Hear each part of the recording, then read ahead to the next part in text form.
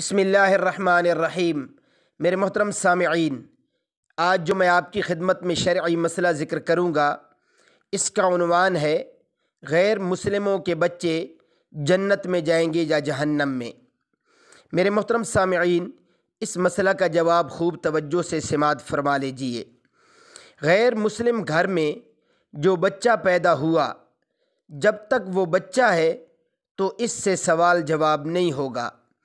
اگر وہ مر بھی گیا تو اس سے سوال نہیں ہوگا، کیونکہ اس سے آخرت میں جب سوال نہیں ہوگا تو وہ جہنم میں نہیں جائے گا بلکہ جنت میں جائے گا۔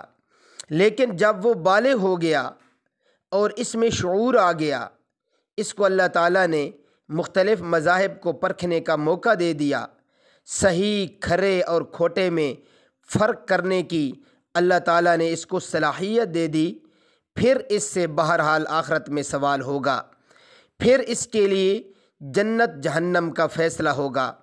اگر کفر پہ مرا تو جہنم کا فیصلہ، اور اگر ایمان اعمال صالحہ پہ مرا تو پھر اللہ اس کے حق میں جنت کا فیصلہ فرمائیں گے۔